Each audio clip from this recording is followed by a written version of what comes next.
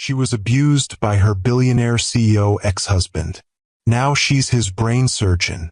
The fluorescent lights of Boston Memorial's neurosurgery wing cast harsh shadows across Dr. Vivian Chen's face as she studied the MRI scans. Her fingers traced the outline of the tumor nestled in the frontal lobe. A grade 4 glioblastoma, aggressive and unforgiving. The patient's name glowed on the screen: Maxwell Blackwood, CEO of Helix Innovations. "If you hate me enough to let me die on your table," Maxwell said, his voice barely above a whisper, "I wouldn't blame you." Vivian set down her pen, meeting his gaze. "I took an oath to heal. Unlike the vows we exchanged, I take it seriously. Have you ever wondered what it would feel like to hold the life of someone who once tried to destroy you in your hands? To know that with the slightest slip of your scalpel, you could end the existence of a person who made yours a living nightmare? This is the extraordinary story of a woman who faced the ultimate test of character when fate placed her abuser's life literally beneath her skilled fingers. If you've ever had to make an impossible choice between vengeance and virtue, hit that like button right now. I'm Mr. Harrison, and today's timeless love tale isn't about romance in the traditional sense. It's about a different kind of love, the love of one's principles, the love of healing, and perhaps most importantly, the love of oneself that allows us to rise above our darkest moments. The day Vivian Chen discovered Maxwell Blackwood would be her patient began like any other. Rounds with residents, 2 routine surgeries, and then the weekly review of upcoming cases. When his file appeared on her desk, she initially thought it was some cruel joke. 5 years had passed since she'd escaped their marriage, fleeing in the middle of the night with nothing but her medical credentials and the clothes on her back. "Dr. Chen, the board is expecting you in the conference room," Dr. Patel said, appearing at her shoulder. "They're concerned about potential conflicts of interest." Vivian's expression remained neutral, a skill perfected during her 7-year marriage to Maxwell. "There's no conflict.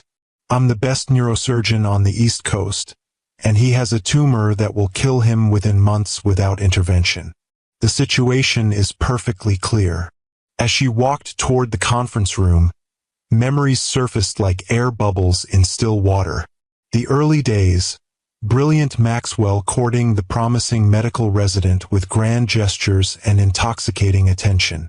The gradual isolation from colleagues and friends. The first time he grabbed her wrist hard enough to bruise when she questioned a financial decision. The calculated public charm and private cruelty.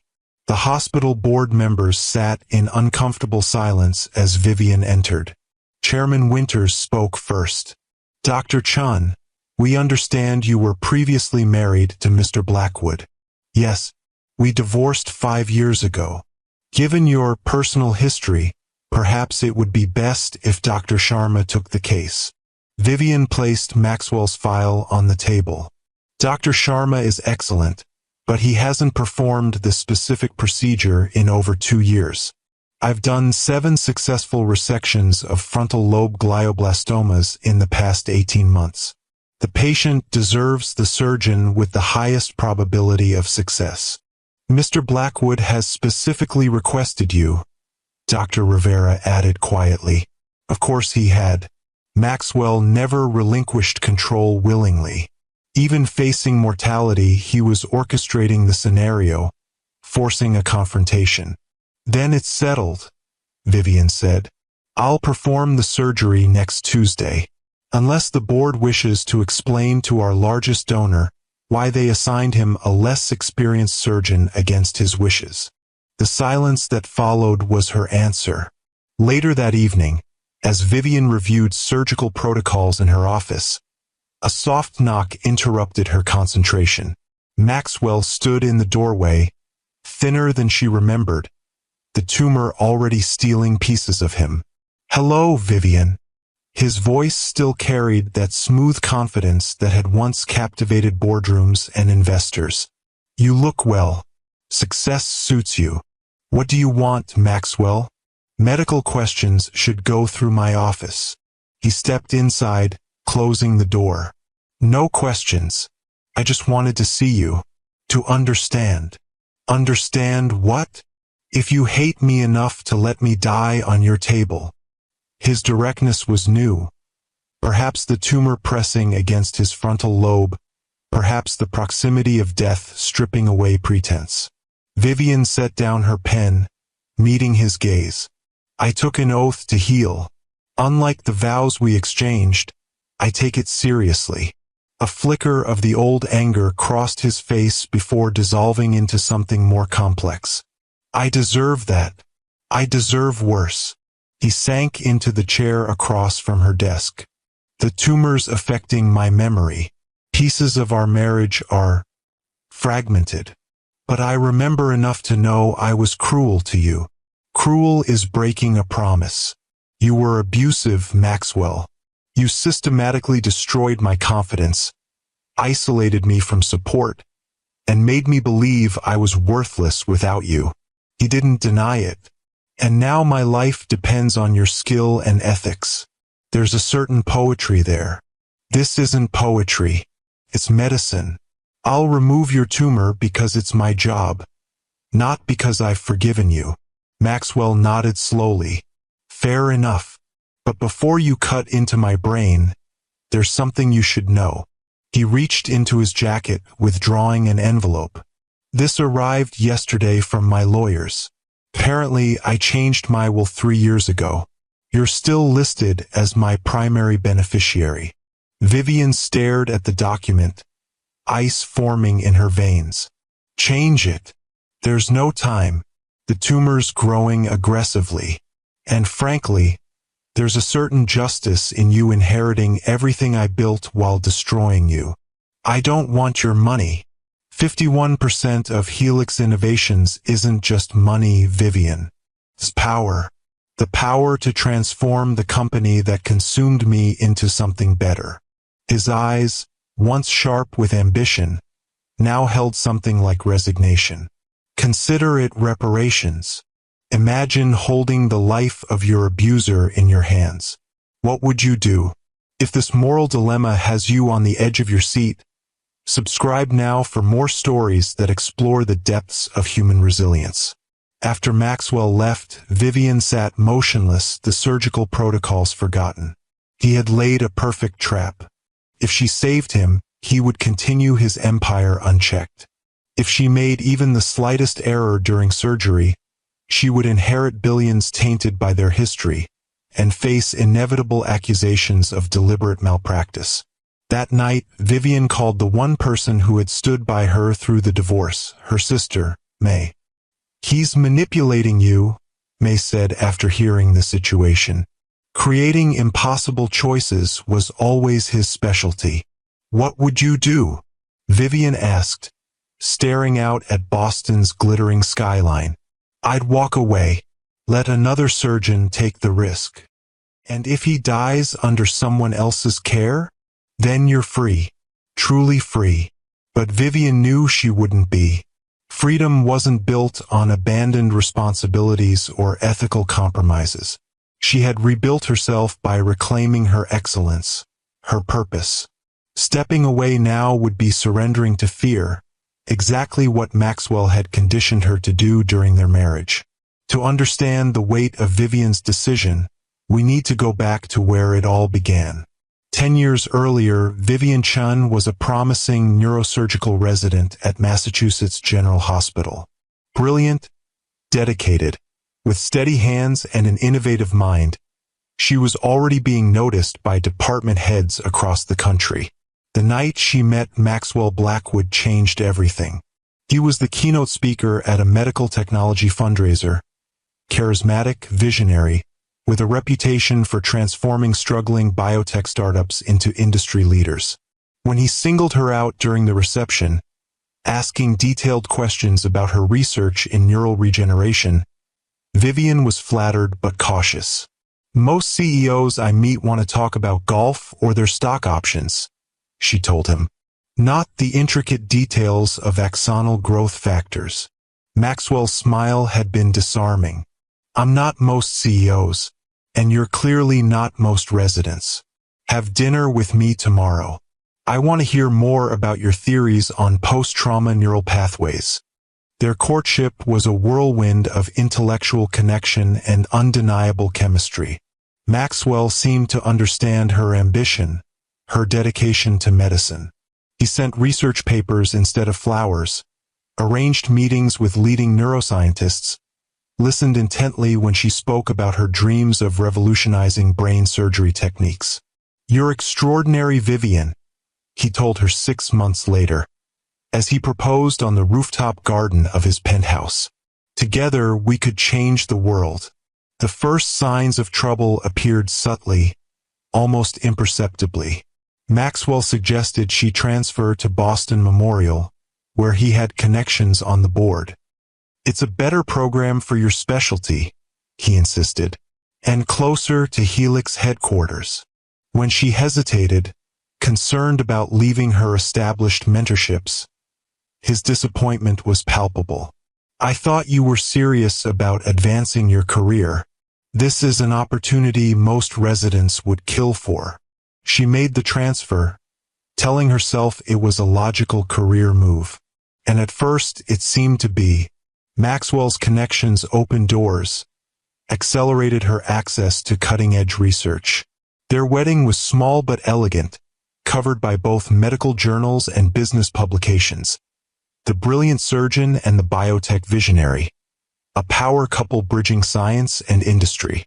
The changes in their relationship after marriage were gradual but relentless. Maxwell's suggestions became expectations. His interest in her work shifted from supportive to controlling. He questioned her late nights at the hospital, her male colleagues, her research priorities. "You're spending too much time on that spinal regeneration study," he said one evening, reviewing her research notes without permission. "The neural interface technology has more immediate commercial applications." "That's not why I'm doing the research," Vivian replied. "The spinal work could help thousands of paralysis patients. And the interface work could help millions while securing your reputation. I'm just looking out for your career, Vivian. You sometimes miss the bigger picture." The first physical incident came 2 years into their marriage. Vivian had questioned a financial decision Maxwell had made, moving funds from her personal account into a joint investment without consulting her. "It's a time-sensitive opportunity," he explained dismissively. "I didn't want to bother you with details while you were preparing for that surgery." "That's not the point, Maxwell. That money was from my grandmother. You should have asked me." His hand shot out, gripping her wrist with bruising force. "Don't question my judgment on financial matters. Ever." His voice remained eerily calm, even as his fingers tightened. "I've built a billion-dollar company. I think I can handle your inheritance." Later, he sent roses to her office. "I'm sorry I was short with you," the card read. "The pressure of the merger negotiations has me on edge. Forgive me?" She did, and she forgave him after the next incident. And the next. Each followed the same pattern: escalation, apology, a period of remorse and renewed attentiveness, then gradual resumption of control. Classic abuse cycle she would later recognize in therapy. But in the moment, she was too close to see the pattern, too isolated to gain perspective. The scars we carry often become the source of our greatest strength. Maxwell's public persona remained impeccable: generous philanthropist, visionary leader, devoted husband supporting his wife's medical career. In private, he systematically dismantled Vivian's independence, confidence, and connections. "Dr. Winters mentioned you seemed distracted during rounds," he would say casually. "Are you sure you're ready for that attending position? Your friend Rebecca called again. I told her you were too busy to come to her wedding. Those college friendships are holding you back professionally anyway. That dress makes you look desperate for attention. Is that the image you want to project as a surgeon?" By their 5th anniversary, Vivian barely recognized herself. Her surgical skills remained exceptional. The operating room was the one place Maxwell couldn't follow, couldn't control. But outside the hospital, she had become a shadow, carefully measuring her words, her actions, her very thoughts against his potential disapproval. The breaking point came during a Helix Innovations gala. Maxwell had insisted she attend despite her being on call. "Dr. Myers can cover for you," he said. "This event is important for our image." During the dinner, Vivian engaged in conversation with Dr. James Harrington, a renowned neuroscientist whose work she had long admired. Their discussion about emerging surgical techniques was the most intellectually stimulating conversation she'd had in months. Later that night, in their penthouse, Maxwell's rage was terrifying. "You embarrassed me tonight," he said, voice deadly quiet as he removed his cufflinks. "Flirting with Harrington in front of my investors, my colleagues. We were discussing his research on glioblastoma treatment protocols," Vivian replied, trying to keep her voice steady. "It was a professional conversation. You touched his arm. Twice. You laughed at his jokes. You were performing for him. Maxwell, that's ridiculous. He's 70 years old and happily married. We were talking about medicine." The blow came without warning. Maxwell shoved her hard against the bedroom wall, his forearm pressing against her throat. "Don't you dare call me ridiculous," he hissed. "I made you. Everything you have, your position at Memorial, your research funding, your reputation exists because of me. Without me, you're nothing." In that moment, looking into his eyes, Vivian saw something that chilled her more than the physical violence. Complete conviction. Maxwell truly believed he owned her, had created her, controlled her worth and destiny. That night, after he had fallen asleep, Vivian packed a small bag with essential documents and left. She took nothing else. Not clothes, not jewelry, not the wedding photos or medical awards. Just her credentials, her passport, and the emergency cash she'd been secretly saving in her locker at the hospital. The next 5 years were a testament to her resilience.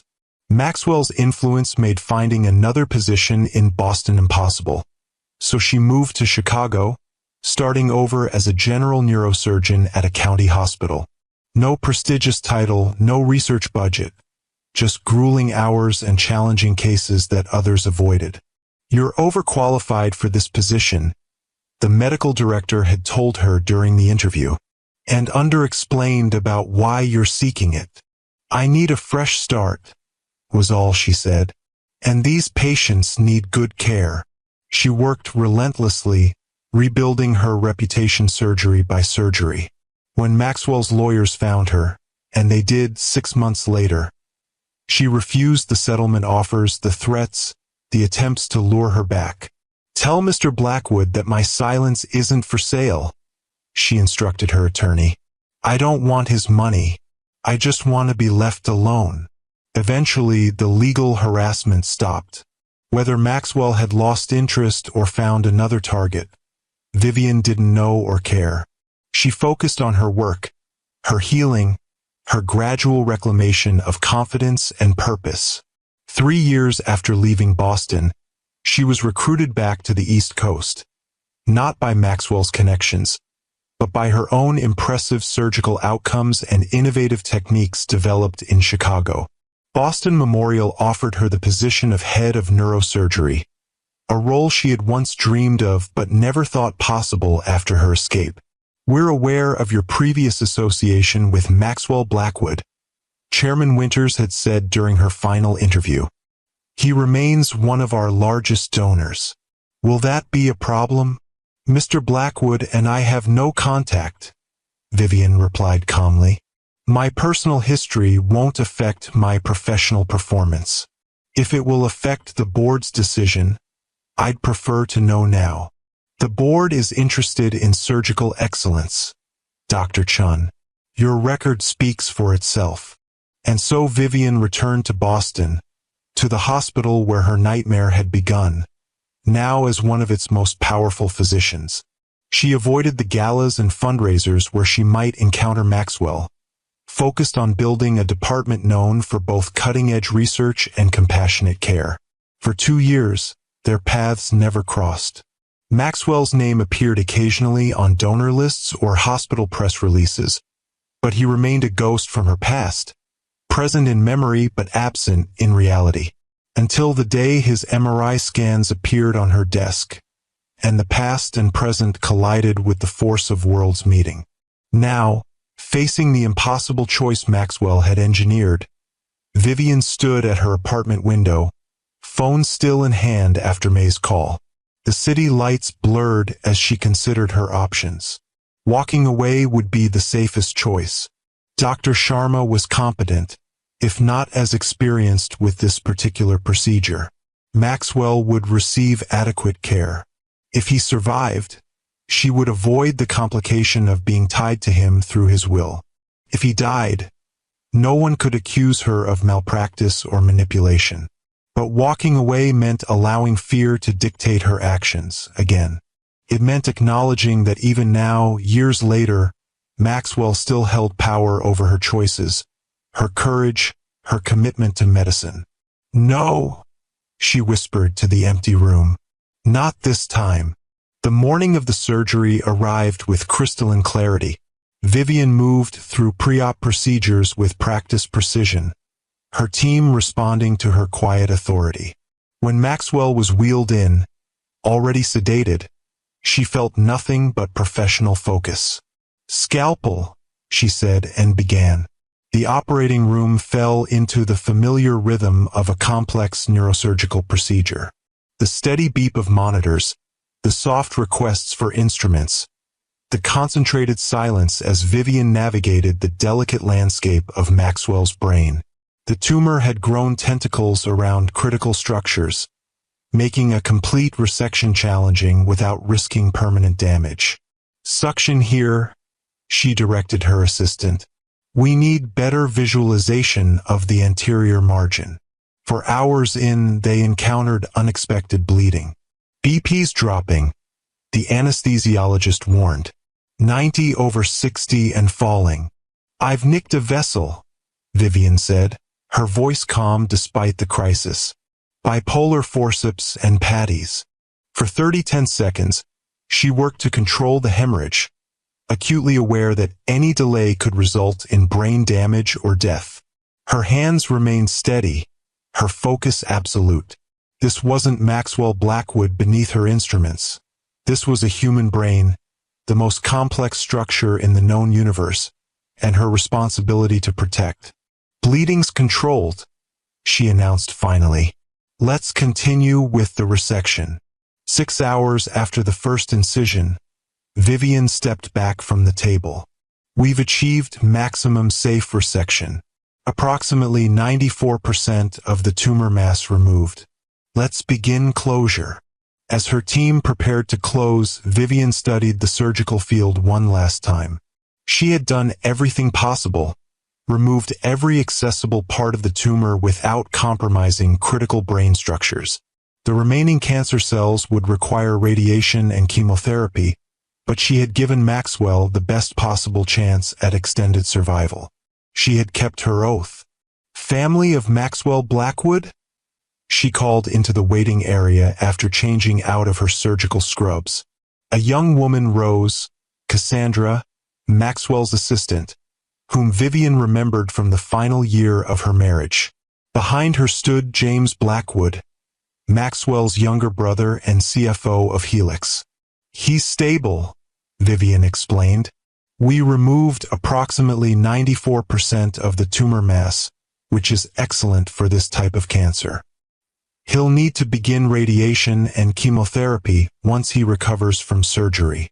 "Thank you, Dr. Chun," Cassandra said, genuine gratitude in her eyes.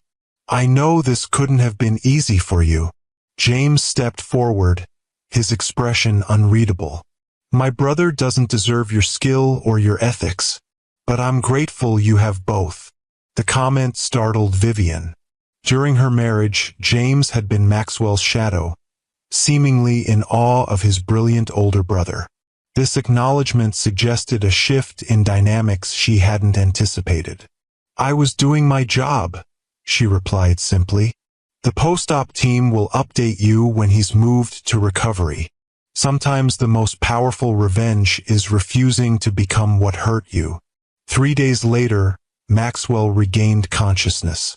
Vivian was reviewing his post-op scans when a nurse called from his room. "Dr. Chun, he's asking for you."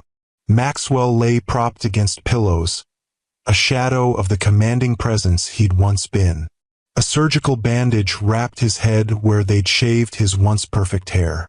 "You did it," he said, voice raspy from the intubation tube. "The surgery was successful. The cancer isn't cured, but we've bought you time." He nodded slightly, wincing at the movement. "Time I don't deserve." His eyes, clearer than they'd been in their previous meeting, fixed on hers. "I remember everything now. What I did to you. The night you left." Vivian's chest tightened. The night she'd finally fled had come after he'd thrown her against a wall for speaking to a male colleague at a company event, leaving bruises that had taken weeks to fade. "I'm not here to discuss our past. No, but I need to say this while I still can." Maxwell's fingers plucked restlessly at the hospital blanket. "I've spent 5 years telling myself a story where I was justified, where you were ungrateful, ambitious at my expense. The tumor stripped away that fiction. I see myself clearly now, and it's horrifying." Vivian remained silent, unwilling to offer absolution. "I've instructed James to transfer controlling interest in Helix to you immediately, not after my death. The paperwork is being drawn up. The company's developing breakthrough treatments for neurological disorders, work that could help thousands. It should be guided by someone with both brilliance and compassion. I'm a surgeon, not a CEO. You're both. You always were." A ghost of his old certainty flickered across his face. "You built yourself from nothing after I tried to destroy you. Helix will flourish under your vision in ways it never could under mine." "Why are you doing this, Maxwell? Guilt? Manipulation? Some twisted attempt at redemption?" He closed his eyes briefly. "All of those, probably. The tumors in my frontal lobe, the part that controls personality, impulse regulation, moral reasoning. The doctors say it's been growing for years, affecting my behavior gradually." "Don't blame your abuse on a tumor," Vivian said sharply. "You were controlling from the beginning." "I'm not making excuses, just trying to understand myself before I die." His gaze met hers again. "The tumor may have amplified my worst qualities, but those qualities were mine. The cruelty, the need for control, that was me. Is me." A nurse appeared in the doorway.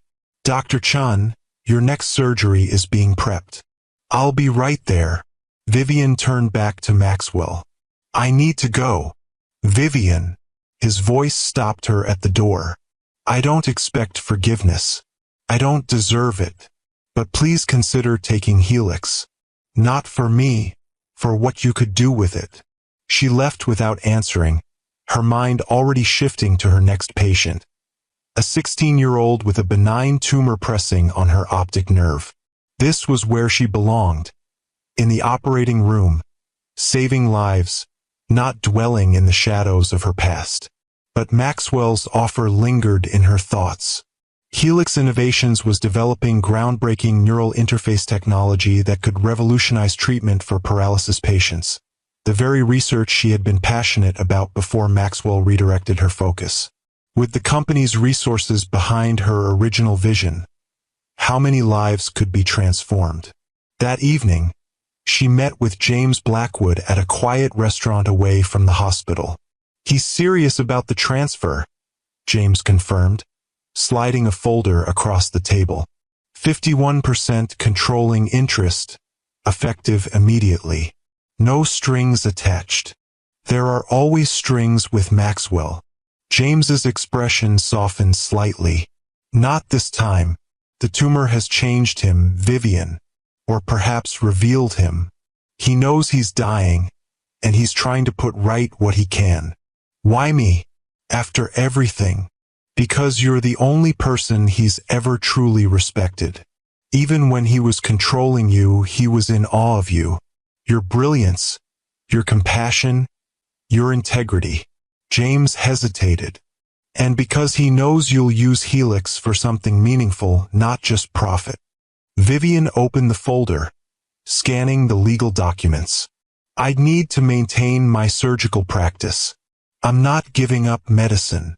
We anticipated that. The proposal includes appointing a COO to handle day-to-day operations. You would guide research priorities and major strategic decisions. And if I refuse, then the shares go into a charitable trust after his death. But he hopes you'll accept. Vivian closed the folder. I need time to think. Of course, but not too much time. His prognosis is measured in months, not years. If you believe in the power of forgiveness not as absolution but as freedom, share this video with someone who needs to hear this message. The next weeks passed in a blur of surgeries, follow-up appointments, and late nights reviewing Helix's research portfolios. Maxwell began radiation therapy, the treatment further depleting his once formidable energy. Vivian monitored his progress professionally but maintained emotional distance. 1 month after the surgery, she made her decision. She arranged a meeting with Maxwell in his private room at the hospital's VIP wing. I'll accept controlling interest in Helix, she told him without preamble. With conditions. Maxwell, noticeably thinner but clear-eyed, nodded. Name them. First, the neural regeneration research gets priority funding. The work I wanted to pursue before you redirected me. Done. Second, Helix establishes a foundation for domestic violence survivors, focusing on professional women whose careers were derailed by abusive partners. Educational grants, job placement, legal support. A flicker of pain crossed his face. Yes, that's appropriate. Third, you step down as CEO immediately. Not when you're too sick to function now. I won't have the company destabilized by a gradual transition. James is prepared to take interim leadership until you're ready. Vivian nodded. Those are my terms. I accept them all. Maxwell's gaze held hers. Thank you for not refusing out of spite. The company has potential to do tremendous good under your guidance. I'm not doing it for you. I know. That's why you're the right person. He hesitated. There's one more thing. Not a condition, a request. Will you hear it? Vivian tensed but nodded. When the time comes, and it will come sooner than the oncologists are telling me, I'd like you to be my physician. Not for more surgery, but for end-of-life care. The request stunned her. Why? Because you'll be honest with me. Because you won't prolong my suffering out of misplaced compassion. Because you, more than anyone, have earned the right to witness the end of what I was. Vivian felt an unexpected surge of emotion. Not forgiveness, not quite compassion, but something adjacent to both. I'll consider it. 2 months later, Vivian stood at the podium of Helix Innovations Research Facility, announcing a new initiative focusing on traumatic brain injury treatments for domestic violence survivors. The irony wasn't lost on her.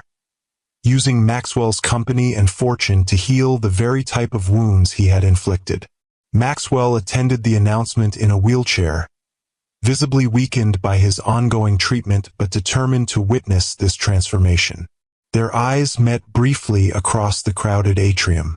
No words passed between them, none were needed. She had cut into his brain and emerged with her integrity intact. He had lost everything and found a sliver of redemption in that loss.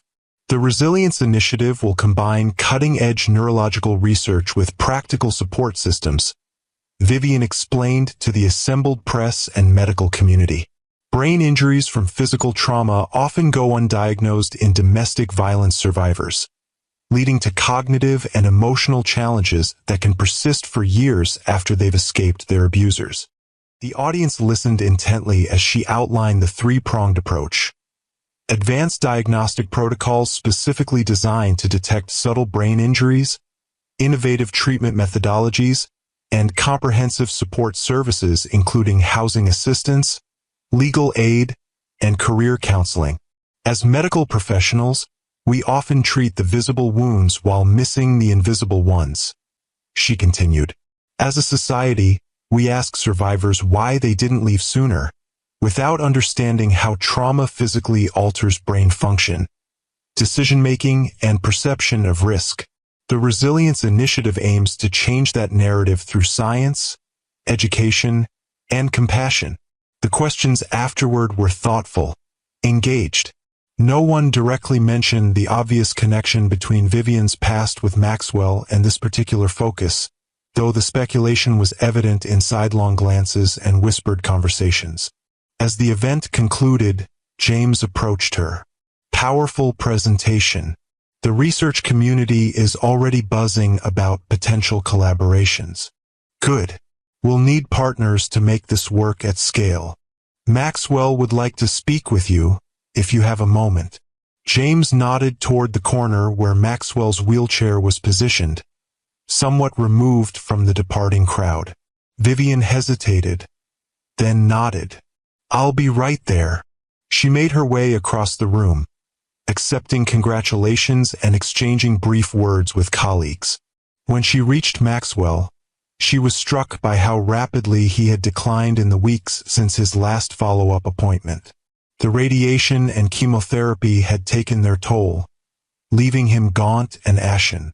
"Congratulations," he said, his voice weaker than she remembered. "You've accomplished more in 2 months than I did in 2 years." The groundwork was already there in the research division. It just needed direction. "Your direction." He gestured to the chair beside him. "May I have 5 minutes of your time? As a patient, not as whatever we are to each other now." Vivian sat, maintaining professional composure. "What can I do for you?" "The headaches are getting worse. The new MRI shows progression despite treatment." His clinical detachment might have seemed cold to others, but Vivian recognized it as a coping mechanism they both shared. "I'd like to discuss palliative options. Have you spoken with Dr. Reeves? She's heading your oncology team." "Yes, she's recommended hospice care within the next few weeks." "I'd like your opinion as my neurosurgeon." Vivian considered her response carefully. "The tumor is behaving as expected for a glioblastoma. The treatment has slowed progression but not stopped it. Dr. Reeves's recommendation is sound from a medical perspective." Maxwell nodded slightly. "And my earlier request? About end-of-life care? I've spoken with the palliative care team. I'll oversee your case in conjunction with them." Relief flickered across his features. "Thank you." As Vivian stood to leave, Maxwell reached for her hand. The first voluntary physical contact between them since before she'd left him. She allowed it briefly. "The Resilience Initiative," he said quietly. "It's perfect. Using what broke you to heal others." "It didn't break me," Vivian corrected him. "It nearly did. But here I am." "Yes, here you are." His fingers slipped from hers. "Stronger at the broken places." 3 weeks later, Maxwell was moved to the palliative care unit. His decline accelerated rapidly, the tumor's growth outpacing even the most aggressive pain management protocols. Vivian visited daily, reviewing his care plan, ensuring his comfort, maintaining the professional distance that protected them both. On a rainy Tuesday evening, she entered his room to find him unusually alert, sitting up slightly against his pillows. "I've been waiting for you," he said. "There's something I need to tell you." Vivian checked his medication chart before responding. "Your pain levels? Manageable." This isn't about that. He gestured weakly to the chair beside the bed. Please, it's important. She sat, noting the yellow tinge to his skin, the pronounced hollows beneath his cheekbones. The end was very near. I found your journal, he said, after you left. The one you kept hidden in your medical textbooks. Vivian stiffened. The journal had documented the abuse, dates, incidents, her feelings, her growing fear. She'd left it behind in her hurried escape, had worried for months that he might use it against her somehow. I read it, Maxwell continued. Every page, every word. His breathing was labored between sentences. It was like reading about a stranger, a monster. But it was me. Why are you telling me this now? Because you deserve to know that I saw the truth, that I couldn't hide from it anymore. His eyes, sunken but clear, held hers.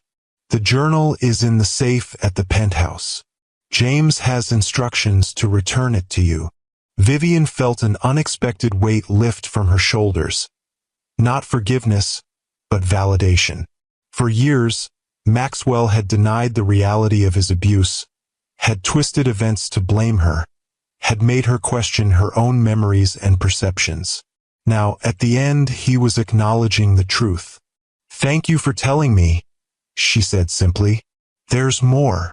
Maxwell's voice was fading, the brief surge of energy waning. I've recorded a statement. Full admission of what I did to you. It's with my lawyer, to be released after my death if you ever want it public. Why would I want that? Vindication, closure, or to protect others from men like me. His eyes drifted closed momentarily. Your choice. Always your choice now. Vivian sat with him until he fell asleep, watching the shallow rise and fall of his chest, the occasional twitch of his fingers. The man before her bore little resemblance to the charismatic, controlling figure who had once dominated her life. Death was the great equalizer, stripping away power, pretense, position. 2 days later, Maxwell Blackwood slipped into a coma. Vivian was performing surgery when it happened, deep in concentration as she removed a tumor from a 10-year-old boy's cerebellum. When she emerged from the operating room, James was waiting. He's gone, James said simply, peaceful at the end. The nurses said he just let go. Vivian nodded, absorbing the news with a complex mixture of emotions she couldn't immediately identify. I'm sorry for your loss. Are you? James asked, not unkindly. Yes, she realized, somewhat surprised. Not for the man who hurt me, but for the man he might have been. For the brother you loved despite his flaws. James's eyes filled with unexpected tears. Thank you for that. For seeing the distinction. The following weeks brought a flurry of activity, Maxwell's funeral, which Vivian did not attend, the formal announcement of her position as controlling shareholder of Helix Innovations, the launch of the first clinical trials under the Resilience Initiative. She moved through it all with focused determination, channeling her energy into the work rather than dwelling on the complicated emotions surrounding Maxwell's death. 1 month after the funeral, James delivered a small package to her office. From Maxwell, he explained. He asked that I wait until things had settled before giving it to you. Alone that evening, Vivian opened the package to find her journal, its leather cover worn but intact, and a sealed envelope. Inside was a handwritten letter, the script shaky but legible. Vivian, it began. If you're reading this, I've finally done the one thing you wanted. I've disappeared from your life permanently. There are no adequate words for what I did to you, no explanation that justifies it, no apology that erases it. I won't insult you by trying.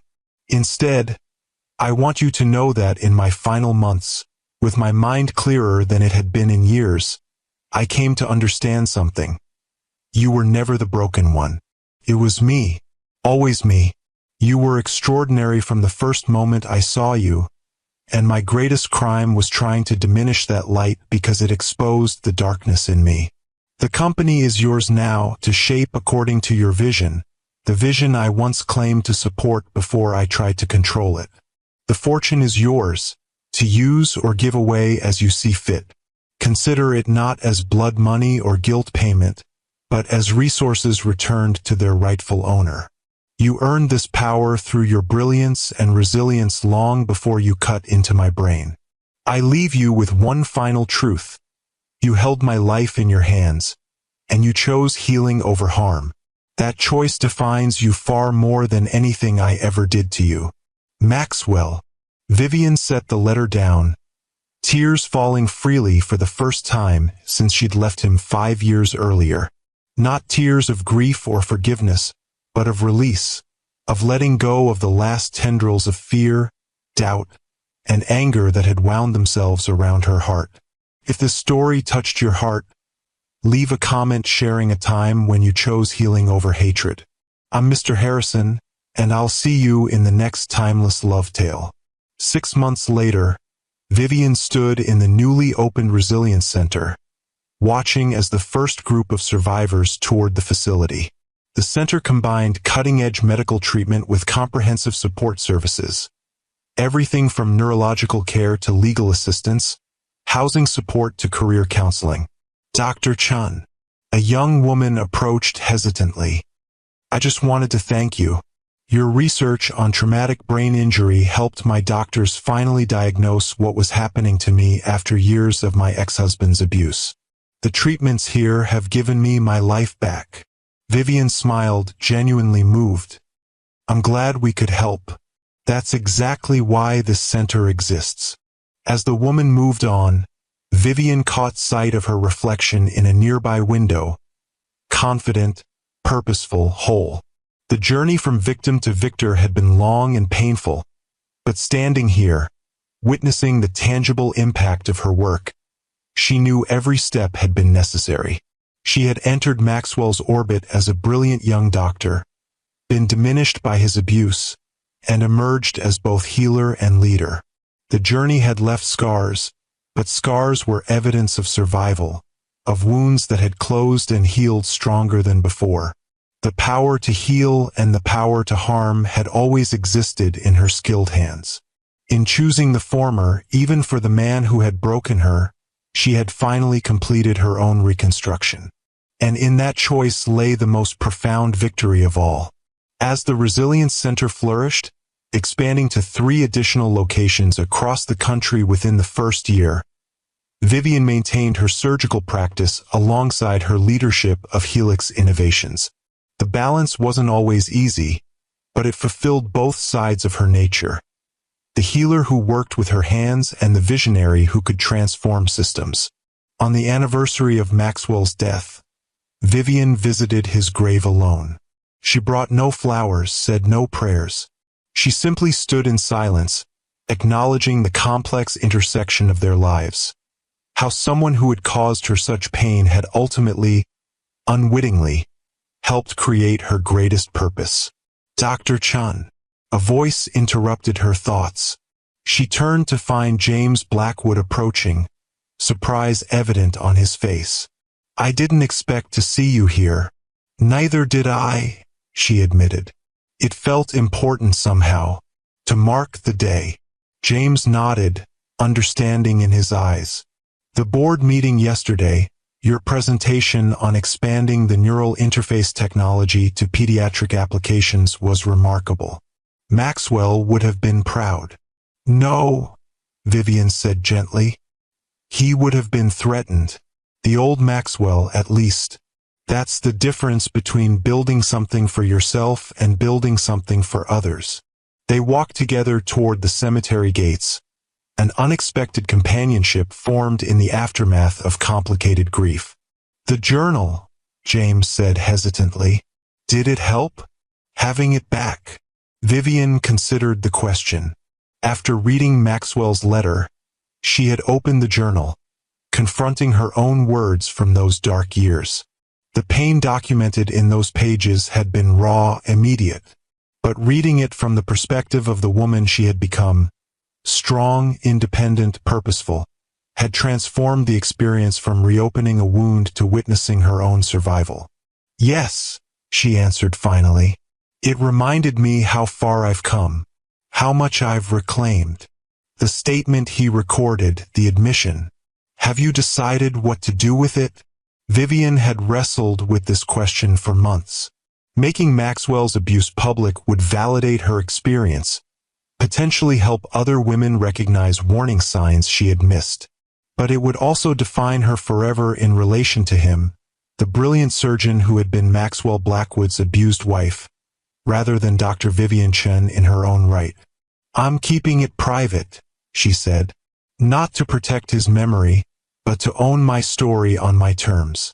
The work we're doing with the Resilience Initiative speaks louder than any confession." James nodded. "I think that's wise." As they reached the parking lot, Vivian's phone chimed with a hospital alert. "I need to go. Emergency craniotomy." "Of course." James hesitated, then added, "He wasn't always the man you knew. Before the power, before the tumor. There was goodness there once." Vivian offered a small smile. "I believe you. We all contain multitudes. The tragedy is when we let our darkest impulses eclipse our better nature." Driving to the hospital, Vivian reflected on the strange journey that had brought her here. If someone had told her 6 years ago, as she fled her marriage with nothing but her credentials and determination, that she would one day control Maxwell's company, transform it into a force for healing, and find peace in the process, she would have thought it impossible. Yet here she was, not defined by what had been done to her, but by what she had chosen to do in response. In the operating room an hour later, Vivian stood over a young woman with a traumatic brain injury, the result of domestic violence. The parallels weren't lost on her as she carefully navigated the delicate tissues, repairing what had been damaged. "BP stable," the anesthesiologist reported. "Vitals looking good." Vivian worked with practiced precision, each movement deliberate and confident. This was her element, where skill met purpose, where damage could be repaired, where healing was not just possible but probable. "There's the bleeder," she murmured, identifying the source of pressure on the brain. "Bipolar forceps, please." As she completed the procedure, Vivian felt the familiar sense of rightness that came with using her abilities to their fullest potential. This was what Maxwell had tried to diminish, to control, to redirect for his own purposes. This gift that was uniquely hers. "Nice work, Dr. Chun," her resident said as they closed. "Clean margins, minimal tissue disruption. She'll need comprehensive follow-up," Vivian instructed. "Not just physical recovery but psychological support. Make sure she's connected with the Resilience Center before discharge." Later, in her office, Vivian updated the patient's family. "The surgery was successful. We've relieved the pressure on her brain and repaired the damaged blood vessels. Recovery will take time, but she has every chance of a full return to function. Will she be herself again?" the patient's sister asked, fear and hope mingling in her voice. "The brain has remarkable plasticity," Vivian explained. "It can create new pathways, adapt to injury, rebuild what was damaged. But she'll need support, medical, emotional, practical. And she'll need to believe in her own capacity to heal." "Like you did," the sister said unexpectedly. "After Maxwell Blackwood." Vivian stilled, surprised by the direct reference. She rarely discussed her past publicly, though the connection between her history and her work was an open secret in medical circles. "Yes," she acknowledged simply. "Like I did. That's why my sister wanted you as her surgeon. She said if anyone would understand what she's been through, it would be you." Vivian felt a wave of emotion, not the shame or discomfort she might once have felt at having her past exposed, but a profound sense of purpose. Her journey had not only healed her but positioned her to help others in ways no one else could. "Tell your sister when she wakes up that I'm not just her surgeon," Vivian said. "I'm her witness. I see her courage, and I recognize her path. And I'll be here to help her find her way forward." That evening, as Vivian walked through the research wing of Helix Innovations, she paused to observe a team working on the neural regeneration project, her original passion, now fully funded and advancing rapidly. The lead scientist noticed her and waved her in. "Dr. Chun, perfect timing. We've just received the preliminary results from the spinal cord trial. The neural interface is showing a 68% success rate in restoring partial mobility." Vivian reviewed the data, excitement building. "This could change thousands of lives." "It already is," the scientist replied, "and it wouldn't exist without your vision." As she drove home that night, Vivian reflected on the strange alchemy of her life, how suffering had been transformed into purpose, how loss had created space for new growth, how the very person who had tried to diminish her had ultimately provided the platform for her greatest work. Not because he had intended it. Not because abuse had made her stronger, that dangerous, false narrative that romanticized suffering. But because she had refused to let his darkness define her. Because she had chosen, again and again, to reclaim her power through healing rather than vengeance. In her living room, Vivian opened the small box where she kept Maxwell's letter and her journal. Beside them now lay a third item, a handwritten note from the first patient to complete the resilience program. "Dr. Chun," it read, "when I came to the center, I believed I was irreparably broken, that the person I had been before the abuse was gone forever. Through your program, I've discovered that's not true. The pieces of myself I thought were lost were just waiting to be reclaimed. Thank you for showing me that survival is just the beginning, that what comes after can be more beautiful than what came before." Vivian closed the box, a sense of completion washing over her. The circle that had begun with her own healing had expanded to encompass others, creating ripples that would continue long after her own story had ended. She was Dr. Vivian Chen, neurosurgeon, innovator, survivor. The woman who had held her abuser's life in her hands and chosen mercy. The healer who had transformed trauma into purpose. The phoenix who had risen from the ashes of her past not just to survive, but to thrive and help others do the same. In the quiet of her home, surrounded by the life she had built on her own terms, Vivian finally understood the truth that had eluded her for so long. True power wasn't found in controlling others, as Maxwell had believed. It was found in controlling yourself, your choices, your responses, your purpose. And in that realization lay the most profound freedom of all. If the story touched your heart, leave a comment sharing a time when you chose healing over hatred. I'm Mr. Harrison, and I'll see you in the next timeless love tale.